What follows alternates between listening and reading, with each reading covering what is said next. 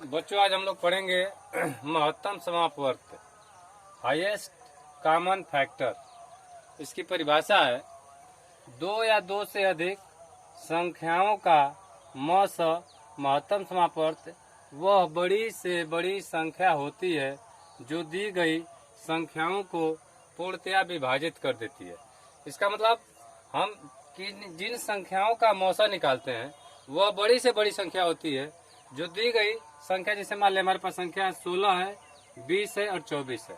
ठीक, इसका मौसा जब हम निकालेंगे तो वह बड़ी से बड़ी संख्या होगी जो इन सभी संख्याओं को पूर्णतया विभाजित कर देगी। जैसे मान लीजिए हम इनका मौसा निकालते हैं। ठीक है, मौसा दो विधि से निकाला जा सकता है, एक गुणनखंड विधि से और दूसरा भाग विधि से। ठीक, तो देखिए हम सर्वप्रथम भाग विधि से मौसा इन संख्याओं का निकालेंगे और इसके बाद इसका परिभाषा का अर्थ आपको समझाएंगे। ठीक है, अब जैसे मान लीजिए यहाँ पे है, इसका मौसा निकालते हैं। पहले इसका मौसा भाग विधि से निकालने के लिए क्या करते हैं कि सबसे पहले देखिए हमारे पास संख्या 16 है, 20 है, 24 है। ठीक, जब भाग विधि से निकालेंगे तो संख्या 16, 20 और 24 को लेंगे। इसमें से हम देखते हैं कि सबसे छोटी संख्या कौन है। तो सबसे छोटी संख्या कौन है? 16। इसके बाद उससे बड़ी संख्या कौन है? 20 है। और उसके बाद सबसे बड़ी संख्या कौन है? 24 है। तो जो सबसे छोटी संख्या होती है उससे जो उससे बड़ी संख्या होता है उसमें भाग देते हैं। ठीक है, जैसे मान लीजिए ये 20 में हम 16 का भाग देंगे। ठीक, यहाँ पे लिखेंगे 20 भागे 16। ठीक, 20 का जब 16 में भाग देंगे तो भागफल भाग एक बार जाएगा और 16 एकम 16 यहाँ पे लिखते हैं। जिस प्रकार से हम लोग भाग देते हैं उसी प्रकार से भाग देंगे। ठीक, अब इसके बाद क्या करेंगे, इसमें से इसको घटाएंगे तो यहाँ पे 10 में से 6 जा 4 हो जाएगा। ठीक, अब क्या करते हैं, देखिए यही से स्टेप हमको समझना है। हम पहले क्या किए कि 20 में 16 से भाग दिए और जब यहाँ पे घटाए तो 4 बचा। जो यहाँ पे शेषफल होता है, जो शेष बचता है, उससे फिर पूरा जिस संख्या से हम भाग दिए रहते हैं उस संख्या में भाग देते हैं। यह प्रक्रिया तब तक करते हैं जब तक कि नीचे शेषफल मतलब 0 न हो जाए। ठीक, जैसे मान लीजिए यहाँ पे 16 से भाग दिए 20 में तो यहाँ पे हमारा शेषफल 4 हो गया। तो 4, अब फिर ये 4 से 16 में भाग देंगे। ठीक, तो यहाँ पे 4 चौके 16 आ गया। अब ये संख्या शेषफल हमको 0 प्राप्त हो गया। ठीक, अब जब हमको संख्या 0 मतलब शेषफल 0 प्राप्त होगा तो इसके बाद हम भाग देना बंद करेंगे, भाग नहीं देंगे। अब जैसे मान लीजिए 4 है, सबसे लास्ट में हमको संख्या क्या मिली है? 4 मिली है। अब ये 4 से पुनः हम भाग देंगे जो संख्या बची है। जैसे मान लीजिए यहाँ पे 16 और 20 का हम इसमें प्रयोग कर चुके हैं। हमारे पास जो संख्या बची है 24 बची है। अब 24 में 4 से भाग देंगे। ठीक, तो 24 में 4 से भाग देंगे तो 4 छके 24 हो जाएगा। ठीक, ये कट गया, विभाजित हो गया।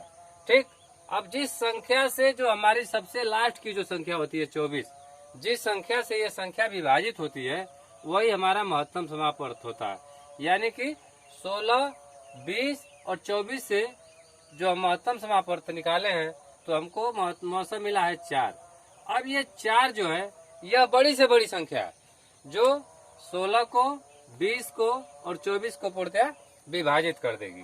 ठीक, इसके अलावा इससे बड़ी कोई ऐसी हमारे पास संख्या नहीं है। इससे छोटी हो सकती है लेकिन इससे बड़ी संख्या हमारे पास नहीं होगी जो कि 16 को, 20 को और 24 को तीनों को विभाजित कर दे। देखिए परिभाषा में स्पष्ट है कि 2 या 2 से अधिक संख्याओं का मौसा, हम 2 या 2 से अधिक संख्या ले लिए, जैसे मान लिया 3 संख्या ले लिए हैं, तो इनका मौसा जो होता है वो ये बड़ी से बड़ी संख्या होती है जो दी गई संख्या जैसे 16 है, 20 है, 24 को पूर्णतः विभाजित कर देती है। ठीक, तो ये हो जाए हमारा मौसा हो गया। ये भाग विधि से मौसा है। मान लीजिए और हम निकालना चाहते हैं इसको भाग विधि से, तो देखिए हमारे पास जैसे मान लीजिए कोई और संख्या लेते हैं मौसा निकालने के लिए। ठीक, तो ये मौसा हम लेते हैं, जैसे मान लीजिए ले लिए 9, 12, 18, 24, 7, 21, 28, 33, 7, 21, 28 और 33। ठीक, अब मान लीजिए 7 हमारे पास है, 21 है, 28 है और 33 है। ठीक, तो अब क्या करेंगे, अब देखिए हम भाग विधि से इसका हम पुनः मौसा निकालते हैं। ठीक है, अब जब मौसा निकालेंगे तो सबसे छोटी संख्या लेंगे पहले, उससे भाग देंगे उससे बड़ी वाली संख्या में। तो सबसे छोटी संख्या यहाँ पे 7 है और उससे बड़ी संख्या क्या है 21 है। तो 21 में 7 का भाग देंगे। देखो 21 भागे 7, ठीक। तो 7 का कितने बार भाग जाए, 7 तेरी 21, 7 3 21 हो जाएगा। तो इसको यहाँ पे कट जाएगा, हमारा शेषफल 0 हो गया। जब हमारा शेषफल 0 हो जाता है तो अब क्या करते हैं, इससे बड़ी वाली संख्या लेते हैं और जिससे भाग दिए रहते हैं उससे भाग देते हैं, ठीक। अब जैसे मान लीजिए हमारे 7 से भाग दिए 21 में, तो 21 विभाजित हो गया, तो अब 21 को छोड़ देंगे। अब 7 से 28 को विभाजित करेंगे, 7 भागे 28 भागे 7 करेंगे, 7 चौका 28, ठीक। अब देखिए ये भी विभाजित हो गया, इसमें भी हमको भागफल 0 प्राप्त हो गया, ठीक। अब इस आते से देखिए, इससे भी भागफल 0 प्राप्त हुआ है और इससे भागफल 0 प्राप्त हुआ है। जब तक भागफल 0 प्राप्त होता रहेगा तब तक हम 7 से ही भाग देंगे इन संख्याओं में, ठीक। अब देखिए, अब इसके बाद देखिए यहाँ पे 7 से भाग दिए हैं, तो 7 से 21 में भागफल 0 हो गया है, फिर 28 में 0 हो गया है। अब क्या करेंगे, इस 7 से भाग देंगे 33 में, ठीक। 33 भागे 7, ठीक। तो यहाँ पे भाग देंगे तो इस भागफल जाएगा 4 बार, 4 बार भाग जाएगा, तो 7 चौके 28 लिखेंगे। और इसके बाद यहाँ से जिस प्रकार से हम भाग में घटाते हैं उसी प्रकार से इसको हम घटाएंगे। तो 13 में से 8 जा 5 हो गया। और जो हमारे 5 जो शेषफल प्राप्त हो गया, इस 5 से पुनः, अब देखिए यहाँ पे शेषफल प्राप्त हो गया, और जब शेषफल नहीं प्राप्त हो रहा था तो हम इससे भाग दे रहे थे दूसरी संख्या में। लेकिन जब हमको यहाँ पे शेषफल प्राप्त हो गया तो अब इस शेषफल को हमको खत्म करना है। इसको खत्म करने के लिए पुनः जिस संख्या से पहले में भाग दे रहे थे, पहली संख्या में, उसी से पूरा भाग देते हैं। अब 7 से भाग दिए हैं तो यहाँ फिर 7 में भाग देंगे 5 का, तो 5 एक कम 5 हो जाएगा, यहाँ बचेगा 2, ठीक। अब ये प्रक्रिया तब तक करते रहेंगे जब तक कि यहाँ पे भाग शेषफल 0 न हो जाए, ठीक। अब ये जो 2 है, अब 2 से 5 में भाग देंगे, ठीक। तो 2 दूनी 4 हो गया, और इसके बाद फिर एक शेष बच रहा है, फिर 1 का भाग देंगे ऊपर वाली में 2 में, ठीक। 1 दूनी 2, ये विभाजित हो गया। अब जो हमको सबसे अंतिम संख्या प्राप्त हुई 1, क्या हो गई, हमको प्राप्त हो गई 1 हो गई। 1 ही ये हमको मौसम प्राप्त हुआ है, किसका, 7 का, 21 का, 28 का और 33 का। इसका मतलब जो 1 है यह बड़ी से बड़ी संख्या है। अब इससे हमारे पास कोई बड़ी संख्या नहीं है, यानी कि ये 7, 21, 28 और 33 1 से विभाजित हो जाएगी। इसके अलावा और किसी संख्या से एक साथ विभाजित नहीं होगी। तो 1 क्या हो गया, ये हमको बड़ी से बड़ी संख्या, और इसी को मौसा कहते हैं, ठीक। अब देखिए ये रहा भाग विधि। ये भाग विधि से हम भाग करके यहाँ पे मौसा निकालने हैं। अब जैसे मान लीजिए हमको गुणनखंड विधि से मौसा निकालना है, तो कैसे निकालेंगे, ठीक। जैसे मान लीजिए हमारे पास कोई संख्या है, यहाँ पे मान लीजिए एक संख्या है 12 हो गई, और यहाँ पे एक संख्या हमारे पास 15 हो गई, और 12, 15 और एक संख्या जैसे हम 18 ले लिए, ठीक है। अब इसका हमको गुणनखंड विधि से मौसा निकालना है। तो सबसे पहले क्या करेंगे कि 12 का, 15 का और 18 का गुणनखंड निकालेंगे, ठीक। अगर हमको गुणनखंड करने नहीं आता है तो क्या करेंगे, जैसे मान लीजिए हमारे पास 12 है, हमको ये नहीं समझ पा रहे हैं कि गुणनखंड कैसे करेंगे, तो क्या करेंगे, यहाँ पे 12 लिखिए, और जिस प्रकार से लघुत्तम में भाग देते हुए गुणनखंड करते हैं उसी प्रकार से यहाँ पे करते हैं। देखिए 2 छके 12, और 2 का 6 में भाग देंगे तो 3 जाएगा, 3 लिखेंगे, और 3 एकम 3। अब हमको संख्या प्राप्त हो गई है 2, 2 और 3, यही 12 का गुणनखंड हुआ। तो लिखेंगे 2 गुणे 2 गुणे 3 हुआ, ठीक। अब इसी प्रकार से 15 का निकाल लेंगे, तो 15 का 3 पचे 15 होता है, ठीक। तो 15 का निकालेंगे तो यहाँ पे 3 गुणे 5 हो जाएगा, ठीक। अब यहाँ पे निकालेंगे, देखिए यहाँ पे 18, तो 18 क्या होगा, 2 2 3 6 और 6 3 18, ठीक। अब देखिए हमारे पास गुणनखंड प्राप्त होगा, यहाँ पे 12 का प्राप्त हुआ 2 गुणे 2 गुणे 3, 15 का प्राप्त हुआ 3 गुणे 5, और 18 का प्राप्त हुआ 2 गुणे 3 गुणे 3 प्राप्त हुआ, ठीक। अब देखिए हम क्या करते हैं, इसमें हम उस संख्या को खोजते हैं जो तीनों में हो, जो तीनों में हो, ठीक है। तो यहाँ पे देखिए एक तो ऐसे विधि कर सकते हैं कि जैसे मान लीजिए यहाँ पे 2 के घाते स्क्वायर और गुणे 3 कर दिए, यहाँ पे कर दिए 3 और गुणे 3, क्योंकि यहाँ पे एक ही घात है, ठीक। और इसके बाद फिर यहाँ पे करते हैं 2 और गुणे 3 के घाते 1, और 3 के घाते 2 हो जाएगा। 3 के घाते कितना हो गया? अब 2 हो गया।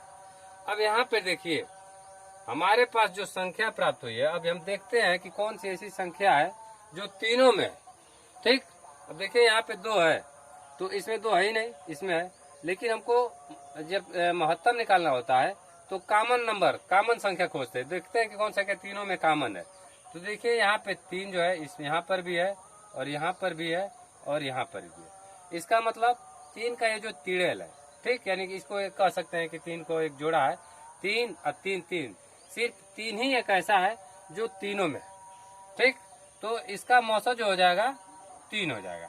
अब देखिए एक 3 है लेकिन इसमें नहीं है, 5 है लेकिन इसमें नहीं है, 2 इसमें भी नहीं है, मतलब नहीं है। तो 3 ही एक ऐसी संख्या है जो इसमें भी है, इसमें भी है और इसमें भी है। तो जो संख्या तीनों में कॉमन होती है वही इन संख्याओं का मौसा होती है, ठीक। तो इनका मौसा जो हो गया कितना हो गया? 3 हो गया, ठीक। एक अन्य उदाहरण से और समझते हैं, जैसे मान लीजिए एक और उदाहरण लेते हैं समझने के लिए मौसा, ठीक। तो जैसे मान लीजिए हमारे पास कोई संख्या हो गई 20 है, 30, 40 है, 60, कितना हो गया? एक संख्या हमारे पास 20 है और एक 40 लेते हैं और एक 60 लेते हैं, ठीक। तो इसका मौसा निकालते हैं गुणनखंड विधि से। तो देखिए 20 का क्या होगा? गुणनखंड हो जाएगा 2 गुणे 2 और गुणे 2 दूनी 4 और 5 20 होगा। इसका क्या होगा? 2 और गुणे 2 और गुणे 2 और गुणे कितना हो जाएगा? 5, 2 दूनी 4, 4 दूनी 8, 8 5 40, ठीक। अब इसका होगा 2 और गुणे 2 गुणे 3 गुणे 2 गुणे 2 दूनी 4, 12 5 60 हो गया, ठीक हो गया ना। देखिए यहाँ पे 2 दूनी 4, 4 3 12, 12 5 60 हो गया। अब देखिए अब यहाँ पे हम वही प्रक्रिया अपनाएंगे, ऐसी संख्या खोजेंगे जो तीनों में है।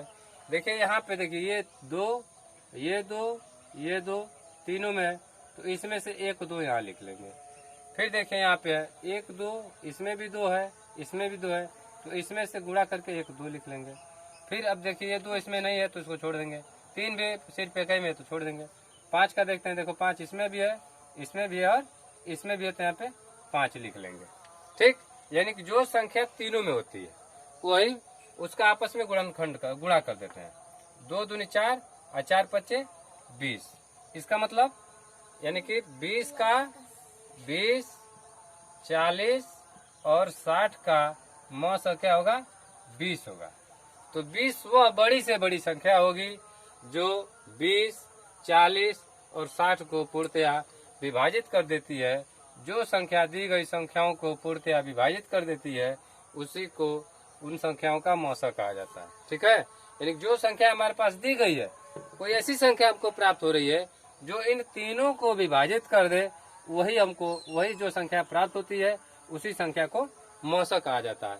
और वो जो संख्या हमको प्राप्त होती है, जैसे हमको 20 प्राप्त हुआ तो वो बड़ी से बड़ी संख्या होती है। इसका मतलब उससे बड़ी कोई हमारे पास संख्या नहीं है जो इन तीनों को पूर्णतया विभाजित कर दे। इससे छोटी हो सकती है लेकिन बड़ी नहीं होगी। समझ में आया ना मौसा? है कि नहीं? ठीक है।